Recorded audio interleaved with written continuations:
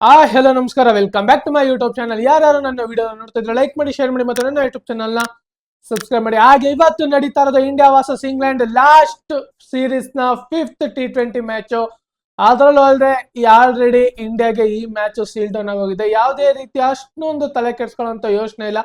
ಆದ್ರೆ ನಮ್ಮ ಪ್ರಕಾರ ಈ ಮ್ಯಾಚ್ ಒಂದು ಸ್ವಲ್ಪ ಕಾಂಪಿಟೇಷನ್ ಇಂದ ನಡೆದ್ರೆ ನಮಗೂ ಒಂದ್ ಸ್ವಲ್ಪ ನೋಡೋರ್ಗೆ ಮಜಾ ಕೊಡುತ್ತೆ. ಏನಕ್ಕಂದ್ರೆ ಸೀರೀಸ್ ಇಂಡಿಯಾಗೆ ಬಂದಿರೋ ಕಾರಣದಿಂದ ಈ ಮ್ಯಾಚ್ ಇಂಗ್ಲೆಂಡ್ ಅವರು ಹೋದ ಪುಟ ಬಂದ ಪುಟ ಈ ಮ್ಯಾಚ್ ನ ಹೈಯೆಸ್ಟ್ ರನ್ಗೆ ಹೊಡೆಯುವಂತ ಇಂಟೆಂಟ್ ಅಲ್ಲಿ ಬ್ಯಾಟಿಂಗ್ ಆಡಿದ್ರೆ ಬೆಸ್ಟ್. ಏನಕ್ಕಂದ್ರೆ ಅದ್ರಲ್ಲೂ ಅಲ್ಲದೆ ವಾಂಕಡೆ ಸ್ಟೇಡಿಯಂ ಅಲ್ಲಿ ನಡೀತಾ ಇರೋದು ಈ ಮ್ಯಾಚ್.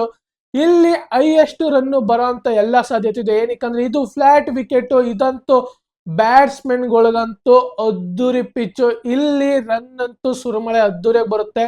ಅದರಲ್ಲೂ ಅಲ್ಲದೆ ಇಲ್ಲಿ ಸೆಕೆಂಡ್ ಇನ್ನಿಂಗ್ಸ್ ಬ್ಯಾಟಿಂಗ್ ಆಡೋರಿಗೆ ಒಂದು ಸ್ವಲ್ಪ ಹೆಲ್ಪ್ ಆಗುತ್ತೆ. ಏನಕ್ಕಂದ್ರೆ ಪಕ್ಕದಲ್ಲೇ ಇರುವಂತ ಸಮುದ್ರದಿಂದ ಒಂದು ಸ್ವಲ್ಪ ಡ್ಯೂ ಫ್ಯಾಕ್ಟ್ ಜಾಸ್ತಿನೇ ಬರುವಂತ ಸಾಧ್ಯತೆ ಇರುತ್ತೆ. ಏನಕ್ಕಂದ್ರೆ ಡ್ಯೂ ಜಾಸ್ತಿ ಆದ್ಮೇಲೆ ಬಾಲ್ಗೆ ಗ್ರಿಪ್ ಸಿಗಲ್ಲ, ಅದಾದ್ಮೇಲೆ ಬಾಲಿಂಗ್ ಮಾಡಕ್ಕೆ ಎಫೆಕ್ಟಿವ್ ಆಯ್ತದೆ. ಅದಕ್ಕೋಸ್ಕರ ಫಸ್ಟ್ ಬಾಲಿಂಗ್ ಯಾರು ಮಾಡ್ತಾರೋ ಅವ್ರಿಗೆ ಬೆಸ್ಟ್ ಆಪ್ಷನ್. ಅದಾದ ನಂತರ ಬ್ಯಾಟಿಂಗ್ ಏನು ಮೊದಲನೇ ಇನ್ನಿಂಗ್ಸ್ ಬ್ಯಾಟಿಂಗ್ ಆಡ್ತಾರ ಅವರು ಮಿನಿಮಮ್ ಅಂದ್ರೆ 200+ ನ ದಾಟ್ಸಿದ್ರೆ ಈ ಮ್ಯಾಚ್ ಅಲ್ಲಿ ಆದ್ರೂ ನೋಡಕ್ಕೆ ಒಂಥರ ಥ್ರಿಲ್ಲಿಂಗ್ ಆಗಿರುತ್ತೆ. ನಾವು ನೋಡಿದಂತ 4 ಮ್ಯಾಚ್ ಅಲ್ಲಿ ನಾವು ಹೈಯೆಸ್ಟ್ ರನ್ ಬರುತ್ತೆ ಬರುತ್ತೆ ಬರುತ್ತೆ ಅಂತ ಅನ್ಕೊಂಡ್ರು ಯಾವುದೇ ರೀತಿ ಅಷ್ಟೊಂದು ರನ್ ಬರ್ಲಿಲ್ಲ.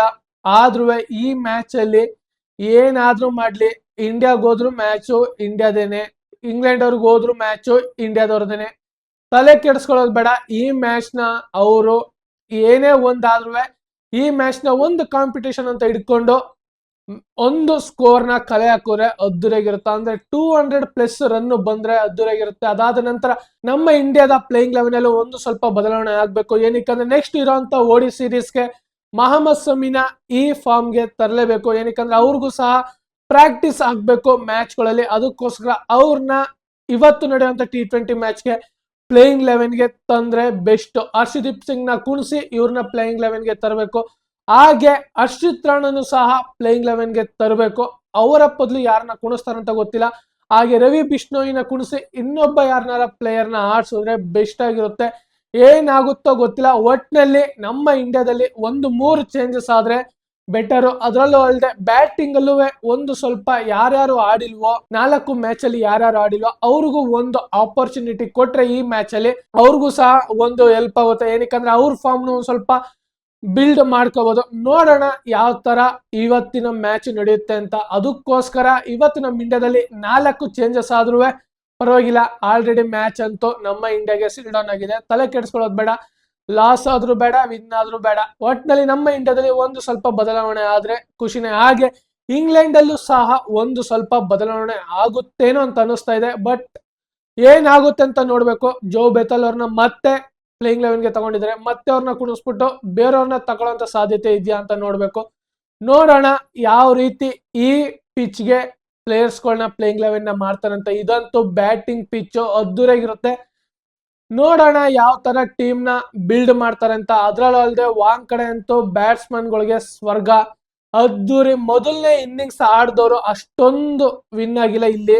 ಆದ್ರೆ ಸೆಕೆಂಡ್ ಇನ್ನಿಂಗ್ಸ್ ಬ್ಯಾಟಿಂಗ್ ಆಡಿರೋರು ಜಾಸ್ತಿ ಮ್ಯಾಚಸ್ ನ ಗೆದ್ದಿರೋದು ವಾಂಕಡೆಯಲ್ಲಿ.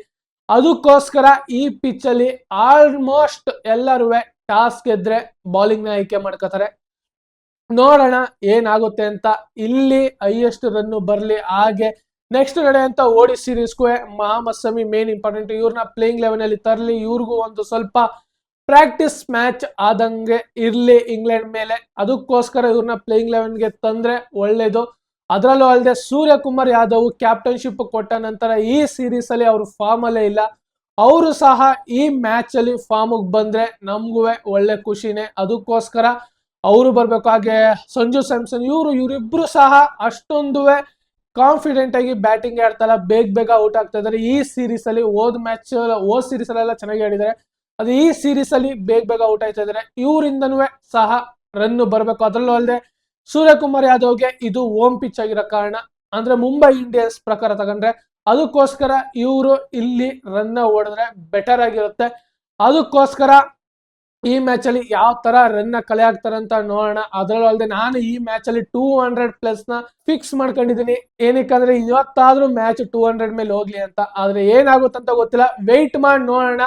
ಇದೇ ತರ ಮುಂದಿನ ವಿಡಿಯೋದಲ್ಲಿ ಸಿಗೋಣ. ಜೈ ಹಿಂದ್, ಜೈ ಕರ್ನಾಟಕ, ಮತ್ತೆ ವಂದನೆಗಳು.